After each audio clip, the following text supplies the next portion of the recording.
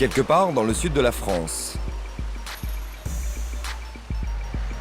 Nous avons rendez-vous avec 3 pirates informatiques.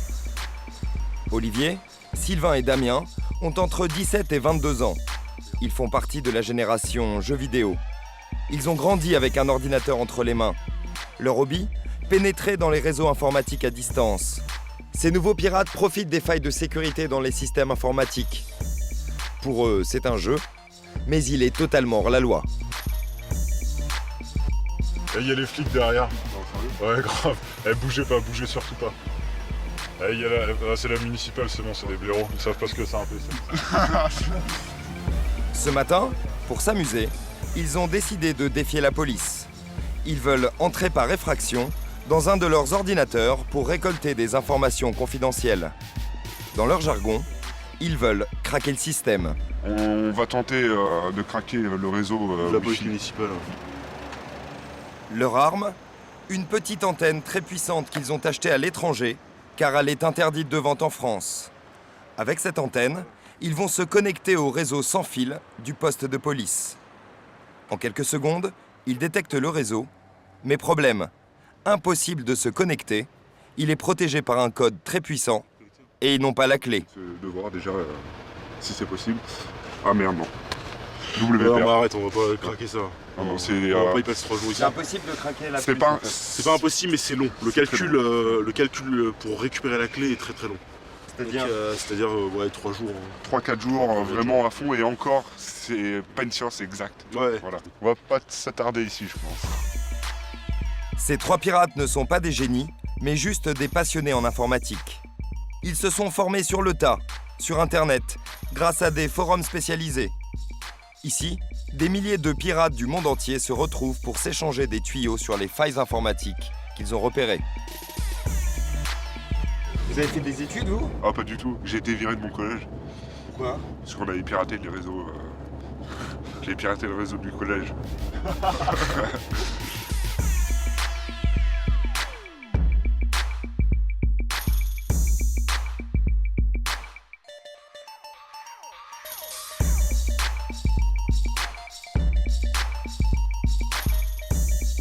La virée des 3 jeunes pirates continue.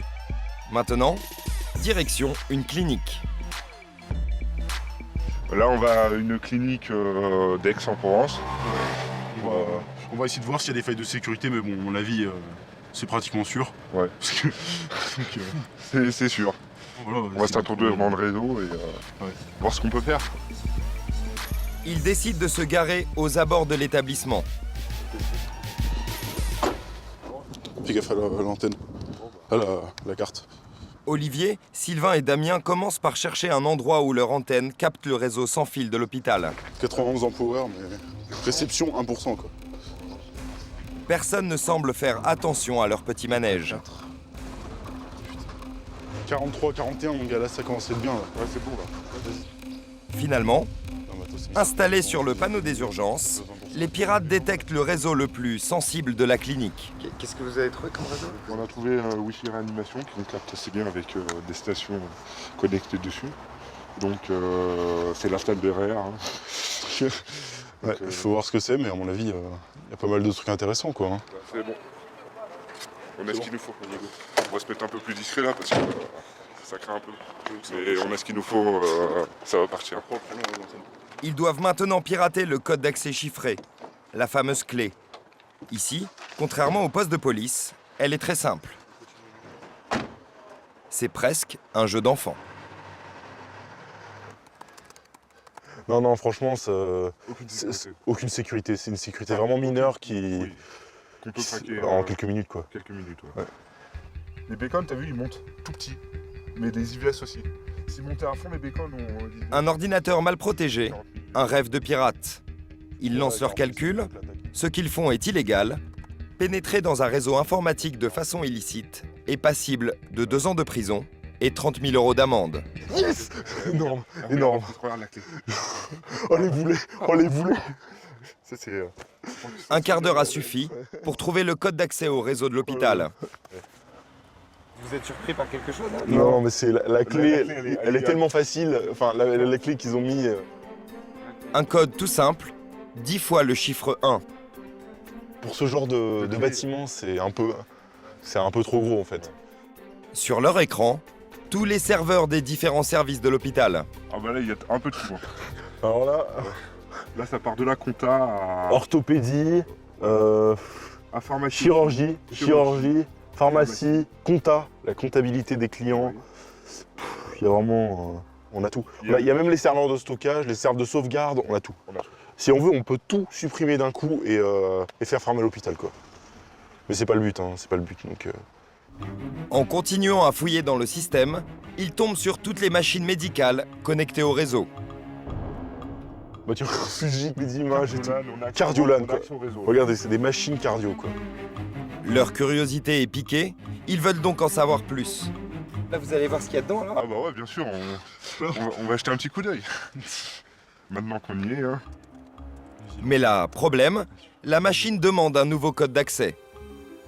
Ah, c'est protégé par mot de passe. Donc, Donc là, vous pourrez pas l'avoir, le mot de passe. Enfin, on a une solution. on a une solution, en fait. Je sélectionne. Il suffit qu'on clique sur Kill Connexion et on coupe toutes les machines de l'hôpital. Ça veut dire quoi? En fait, ça permet que, justement, toutes les machines vont redémarrer. Du coup, les gens vont retaper le mot de passe. Et grâce à un petit logiciel, on va pouvoir filtrer les données et récupérer le mot de passe dans ces données-là, en Mais fait. malheureusement, on peut pas le faire. Ce serait... Parce que c'est un hôpital et il y a des machines respiratoires. Ouais, ce serait... Ouais, on pourrait tuer quelqu'un, là, en un clic, là, Voilà. en gros.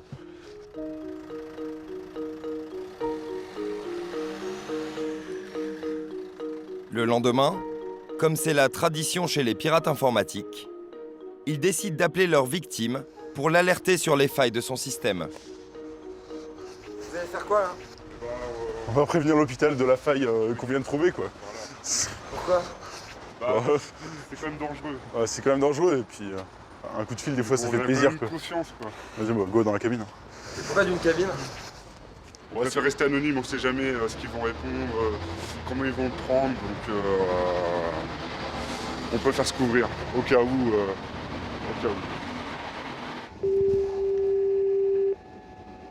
Bonjour, je vous appelle pour parler à votre technicien informatique, s'il vous plaît. Ne quittez pas. Oui, bonjour, voilà, ce serait pour vous signaler une faille sur votre réseau informatique. Oui. Donc hier, voilà, je me suis amusé à introduire votre réseau, donc et j'ai constaté que je pouvais arrêter des machines ou accéder à votre réseau, vos mots de passe quand je voulais en fait. Donc Et vous êtes qui? je préfère rester anonyme, je tiens juste à vous signaler une faille pour que vous la corrigiez quoi. Oui, mais faut m'en dire plus. C'est surtout au niveau de la clé que ça coince quoi, et c'est un peu dommage parce que vu qu'on pouvait couper les PC de cardiologie et tout ça, ça reste assez dangereux quoi. Oui, bien sûr. On peut arrêter les machines quand on veut, donc on peut bien les contrôler par le réseau. Oui, bien sûr, mais je vais faire le nécessaire. Le technicien promet de renforcer la sécurité. Merci, au revoir. Mais les pirates informatiques ne sont pas toujours aussi conciliants.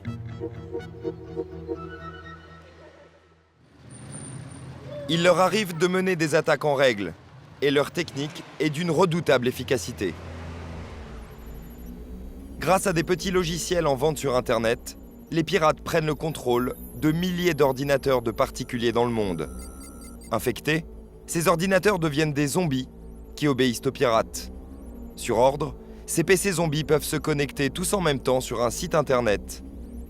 La cible se retrouve alors saturée, elle peut même imploser. Ce genre d'attaque est passible de 5 ans de prison et 45 000 € d'amende. Ce jour-là, ils réfléchissent justement à une attaque. Première étape, ils s'installent à une terrasse de café en face d'une boutique de téléphonie et se connectent sur son réseau sans fil. L'intrusion est presque immédiate. Franchement, c'est trop de la merde leur réseau, mais ça me fait trop rire quoi. Ça vous a pris combien de temps? Franchement, le temps de taper le nom du réseau quoi, genre 30 secondes même pas quoi. Tout passe maintenant par la boutique. La police ne pourra donc pas remonter jusqu'à eux. Deuxième étape, les deux pirates réveillent leurs zombies. Donc là, en fait, j'ai accès à la liste de zombies, en fait. Je peux contrôler toutes les machines que j'ai infectées au préalable, en fait. Donc là, il y en a dans le Bangladesh, Norvège, États-Unis, Grande-Bretagne, France, enfin tous les pays du monde. Donc je peux même sélectionner les pays que je veux pour générer une attaque, ou alors je peux carrément les prendre tous et faire une attaque massive en fait. Donc là, c'est ce qu'on va faire. Pour ces anards d'un nouveau genre, l'ennemi juré, c'est la loi Hadopi votée en septembre 2009 qui interdit le téléchargement illégal. Je vais tester sur le site du ministère de la Culture, par exemple. Donc Qui sont illustrés. on va voir s'ils sont sécurisés, s'ils sont bien sécurisés, disons. Et pourquoi le ministère? Ils sont illustrés dans la lutte vraiment Hadopi et tout ça. Ils veulent nous éradiquer, mais on va leur montrer qu'on est là, quoi. Il n'y a pas de problème. Ils sont trop drôles, le ministère de la Culture. Pour nous démontrer l'efficacité de leur attaque, ils nous demandent de nous connecter sur le site du ministère. Pour l'instant, tout semble normal, mais les jeunes lancent l'attaque. Je commence à démarrer l'attaque par injection. 211, je me l'IP. Tous les zombies se connectent en même temps vers le site du ministère. Et tout va très vite. Instantanément, le site du ministère de la Culture n'est plus accessible. Il est désormais impossible de s'y connecter. Tant que je n'arrête pas mes zombies, je les ordonne pas d'arrêter, ils n'arrêteront pas. Et le site sera inaccessible. Le site restera inaccessible. Le temps que mes zombies ils décident de continuer. Donc là, c'est une attaque réussie alors. Ouais, un peu trop réussi. Franchement, je pensais pas que ça marcherait le point gouv. Faut qu'on se casse. Je te jure qu'il faut qu'on s'en aille, là, c'est chaud. Franchement, c'est tendu, faut vraiment qu'on se barre. Oh, franchement, c'est chaud. Les pirates se rendent compte qu'ils sont allés trop loin. Ils paniquent. Non, mais là c'est un point gouv, hein, t'imagines même pas. En France, il n'y a jamais personne qui a fait ça. Hein. C'est arrivé 2 fois, les mecs, ils sont en taule. Hein. Moi, je m'en vais. Hein. L'attaque a duré quelques secondes. Le site internet du ministère, lui, est resté inaccessible pendant plus d'1 heure. Vite, on se barre. Ces piratages ne sont pas qu'un jeu. Ils sont aussi une source de revenus. Et à 17 et 21 ans, Sylvain et Damien gagnent autant qu'un PDG. Vous gagnez combien par mois? Entre 10 et 15 000 euros. Ouais, moi ça avoisine entre 5 000 et 8 000, je dirais. Pour gagner de telles sommes, ils détournent les données confidentielles qu'ils trouvent dans les ordinateurs qu'ils contrôlent. Leur parc de zombies est une vraie caverne d'Ali Baba.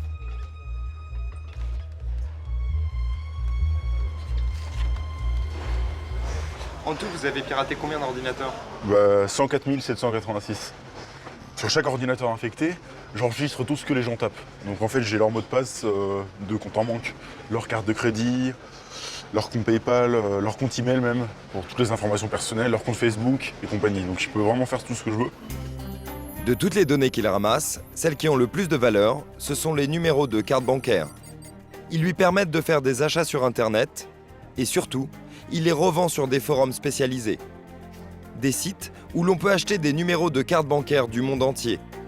Sur ce forum par exemple, un pirate vend des cartes australiennes à 2 $, des cartes suisses, françaises ou allemandes à 5 $, mais le must, c'est la Visa Gold à 10 $.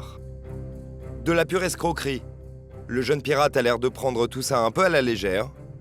Pourtant, par cette méthode, un Américain a détourné près de 130 millions de cartes bancaires. Il a été condamné en mars 2010 à 20 ans de prison. Vous avez déjà gagné combien avec ce système? Ouais, je pourrais pas trop le dire, mais je pense que c'est aux alentours de 10 000 euros. C'est quand même du vol. Je considère plus ça comme un business en fait. C'est sûr que voler auprès de personnes, la réalité, oui, c'est sûr que c'est pas du tout mon truc quoi. Mais le faire derrière un PC, oui, ça c'est sûr que j'aime bien utiliser mes compétences pour le faire quoi. Pour cacher cet argent aux impôts, Damien a ouvert plusieurs comptes en banque dans des paradis fiscaux. Il accepte de nous montrer celui qu'il a ouvert dans une banque des Seychelles. Alors le 2 mars, le mois dernier, un virement de 6 008 et un autre, le 8, de 7 004. Ça, c'est un mauvais mois encore. Plus de 14 000 euros cachés sur un compte anonyme. Ces pirates du net empruntent les méthodes des trafiquants internationaux. Nous sommes à Nanterre, à la direction de la police judiciaire. Pour lutter contre cette criminalité numérique, le ministère de l'Intérieur a créé il y a 10 ans un service spécial. Une soixantaine de policiers traquent les pirates sur Internet. Le divisionnaire Maldonado est aux commandes. Donc ce groupe-là est dédié au piratage. En fait, ce sont toutes les formes d'atteinte aux ordinateurs, aux réseaux, aux intrusions dans un système automatisé de données, c'est-à-dire des intrusions frauduleuses, des maintiens dans le système, voire des détériorations du système. Voilà. 50% des plaintes traitées par son service concernent les escroqueries sur Internet. Parmi elles, le piratage de cartes bancaires est la principale fraude. En 2009, ce service a traité 300 dossiers, 30% de plus que l'année précédente. Les interpellations, elles, ont augmenté de 40%. Dans un immeuble parisien, la société NBS System. Elle propose des solutions contre le piratage. C'est un des poids lourds du secteur, 20 salariés, dont certains sont d'anciens pirates. Moyenne d'âge, 25 ans. Ces 3 informaticiens composent la cellule intrusion. Ce jour-là, ils sont missionnés par un grand laboratoire pharmaceutique qui a peur de se faire pirater.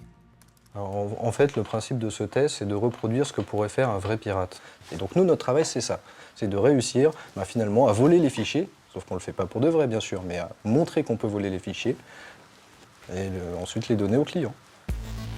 Ils vont monter un piège pour rentrer dans le système informatique du labo. Seul le patron de l'entreprise est au courant. Ce qu'on va faire, c'est qu'on va envoyer aux utilisateurs un programme malfaisant qui se fait passer pour un calendrier d'une grande marque de lingerie, donc avec une photo assez guicheuse. Ça sera totalement transparent pour l'utilisateur, mais nous, de notre côté, quand il va installer ce fameux économiseur d'écran, ça va nous donner un contrôle total de sa machine.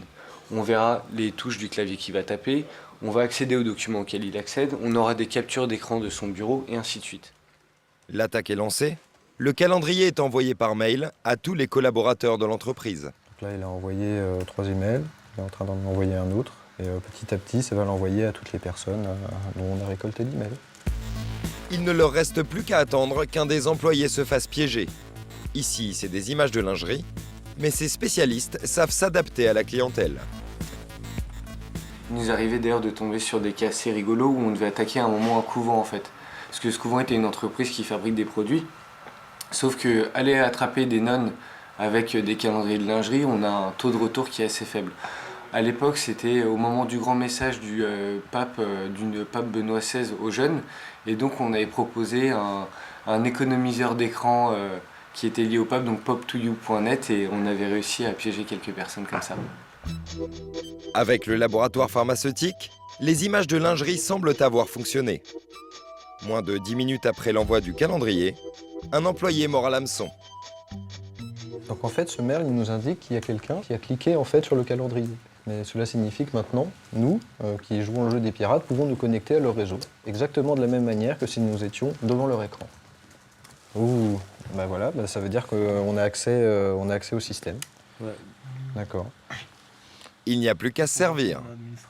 On peut accéder à presque toutes les machines depuis la machine qu'on a piratée. Ce qui est plutôt bon signe, enfin mauvais signe pour le client. Tous les services de l'entreprise sont maintenant accessibles. Affaires juridiques, facturation, ressources humaines, mais aussi les fiches de paye des salariés. Donc ça, c'est la feuille de paie d'une employée. Et donc on peut avoir absolument toutes les informations sur tous les employés. Voilà. Donc là, par exemple, on peut voir combien elle touche chaque mois. Plus sensible encore, les formules des médicaments et surtout leur prix de vente aux différents clients de l'entreprise. La moisson est bonne, ne reste plus qu'à enregistrer toutes ces informations confidentielles. On a récupéré les feuilles de paie, on a récupéré les formules des médicaments, on a récupéré les différents contrats commerciaux. Je crois que là, il n'y a plus grand-chose qu'on pourrait faire. Enfin, je ne sais pas ce que vous en pensez, mais... Mission accomplie. Ouais, mission accomplie, voilà. Ouais. Toutes ces informations pourraient être revendues à la concurrence du labo et devenir de l'espionnage industriel. Ces jeunes informaticiens ne sont pas tentés, ils savent ce qu'ils risquent. Autant il y a quelques années, les punitions étaient vraiment légères, autant aujourd'hui, il y a une réelle prise de conscience et voilà, on n'a pas forcément envie de finir en prison et on préfère faire son métier du bon côté de la barrière et vivre normalement. Les informations ultra confidentielles récoltées vont prouver à leurs clients qu'il est vulnérable.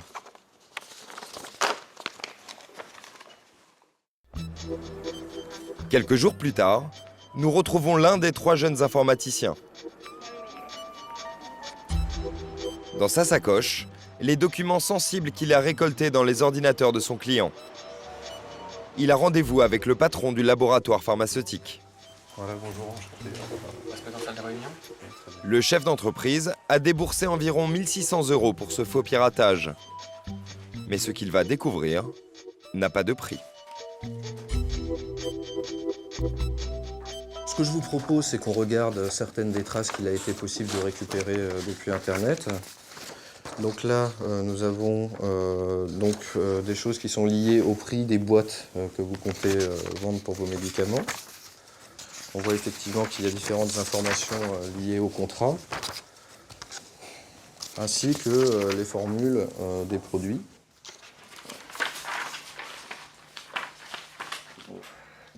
Qu'est-ce que vous en pensez de voir ça sur le bureau? C'est assez grave. C'est assez grave. C'est quand même ce qu'on a de plus confidentiel dans l'entreprise. Hein. Donc, sur Internet, ça. Ça, on peut le récupérer depuis Internet. Ouais. Depuis Internet. Donc c'est pas sur Internet, c'est que votre réseau n'étant pas isolé, comme on peut y accéder, c'est comme si on pouvait y accéder depuis Internet.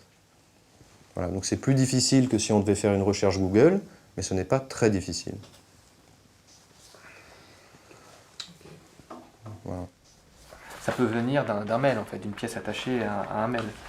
Donc, ce que je voudrais voir, c'est aussi si on peut accéder au réseau, à ces fichiers sur réseau. Ah oui, tout à fait. Identifier. C'est le cas. Ouais. C'est le cas parce qu'en fait, nous avons récupéré tout ça depuis le réseau.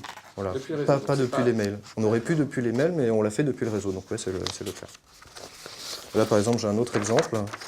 Là, par exemple, c'est la feuille de paie donc maquillée d'un employé, voilà, qu'on a pu récupérer. Oui. Donc voilà. Qu'est-ce qui vous inquiète le plus? Vous pouvez me le montrer et m'en parler? Alors, ce qui m'inquiète le plus, c'est ces deux choses. C'est les prix de vente ou éventuellement le prix de fourniture. Ça, c'est extrêmement confidentiel puisque les prix de vente et les prix de fourniture sont différents selon le client ou le fournisseur. Ça peut donner une indication très forte à nos concurrents des prix auxquels on vend et ça, c'est très dangereux. Et l'autre chose, c'est les données scientifiques sur les produits qu'on développe, où là, c'est pareil, quelqu'un qui souhaite copier ce qu'on fait peut obtenir des informations sans avoir réalisé le travail que nous, on a fait en amont, si vous voulez. Dans un secteur où la concurrence est féroce, il est vital que ces données restent confidentielles. Il lui faudra débourser plus de 6 000 € pour sécuriser son système. Pour faire face à ces intrusions informatiques, il existe une solution, les antivirus. Ces petits logiciels sont censés protéger nos ordinateurs.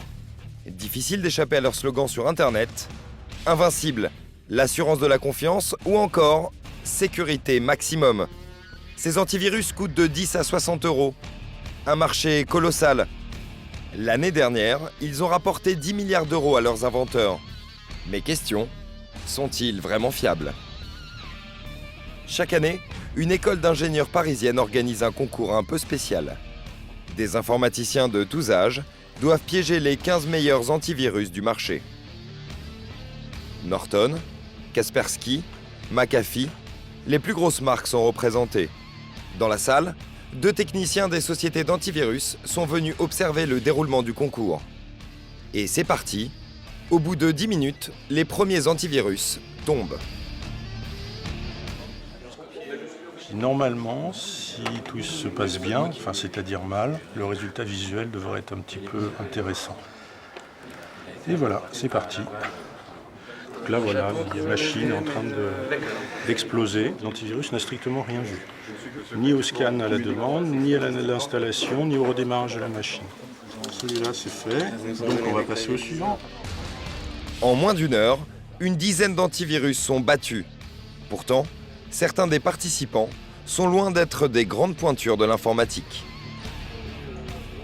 J'ai pour l'instant fait 10 antivirus sur 15 et on compte bien finir les 15. Vous êtes un professionnel? Absolument pas, moi je suis étudiant en première année à l'ESIEA à Laval. J'ai eu mon bac l'année dernière, j'ai suivi quelques cours d'informatique donnés à l'école, mais ce n'est qu'à partir de cette année et notamment de ces 4 derniers mois où je me suis mis sérieusement sur ce projet. Le représentant de la société G-Data un des principaux éditeurs d'antivirus dans le monde, n'emmène pas large. Il est où le vôtre? C'est notre produit ici, G-Data. On dirait bien que nous faisons partie des malheureux antivirus qui ont échoué.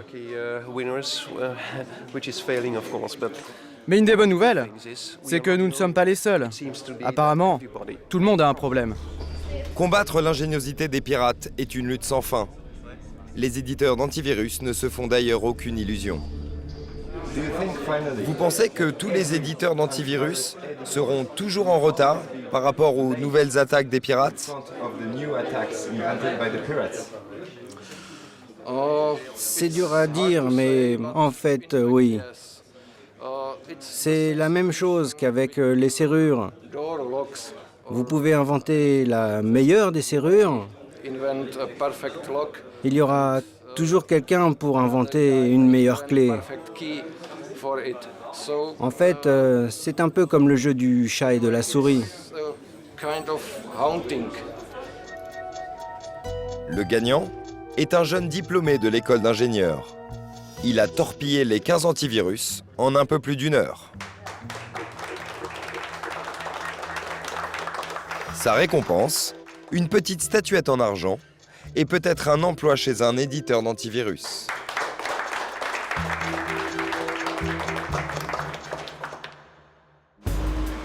Le système informatique le plus sûr, c'est celui de la carte bleue. La carte à puce est théoriquement inviolable. Depuis 20 ans, les pirates tentent de la faire céder. Après plusieurs attaques qui ont défrayé la chronique, les banques ont décidé en 2007 de la rendre encore plus sûre. Pourtant, aujourd'hui en Angleterre, 3 hommes affirment qu'ils ont déjoué le système. Ce ne sont pas des pirates, mais des chercheurs de la très sérieuse université de Cambridge. Ils travaillent dans le service du professeur Henderson, un spécialiste de la sécurité informatique. Où sommes-nous là? Nous sommes dans l'un de nos laboratoires hardware. Je vous présente Omar Choudary et Stephen Murdoch. Ils travaillent sur la sécurité des paiements bancaires. Vous considérez-vous comme des hackers?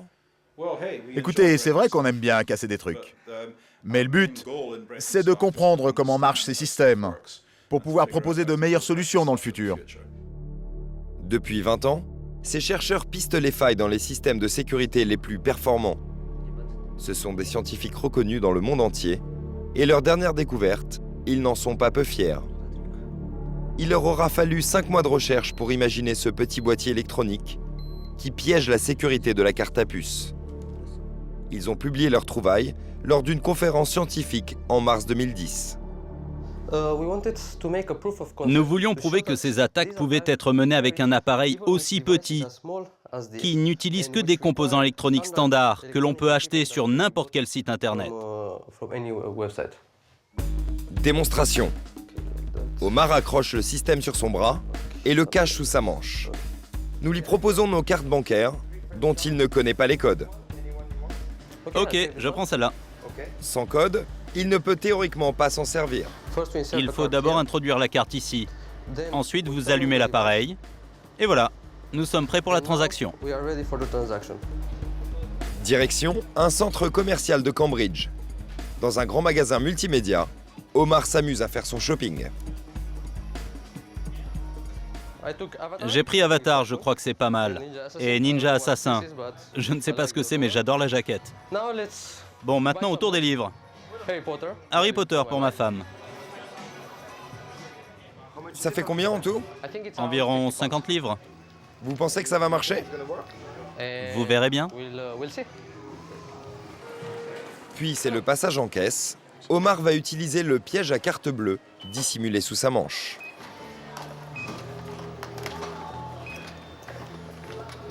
« 57 livres 98, s'il vous plaît. » Le chercheur paye. Le caissier ne remarque rien d'anormal. Je rentre n'importe quel code. 4 x 0, ce n'est pas le bon code. Et pourtant... C'est bon? Oui, c'est bon.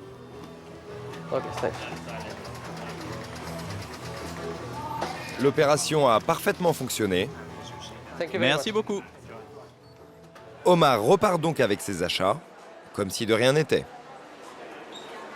Ça a marché comme sur des roulettes. Oui, on peut le dire comme ça. Comme vous pouvez voir, j'ai acheté tous ces articles. Vous voyez ici, il y a le prix de la transaction. Et ici, vous voyez que le code secret a été vérifié. Maintenant, je vais vous montrer ce qui s'est passé. Il suffit d'aller dans une boutique et d'utiliser un appareil comme celui-ci. Ça, c'est la carte que vous m'avez donnée et dont je n'ai aucune idée du code, mais ça a marché. Et pourtant, c'est une carte de dernière génération. En France, l'organisme responsable de la sécurité des cartes bancaires connaît le système du professeur Anderson. Mais il considère qu'il est trop sophistiqué pour représenter une vraie menace.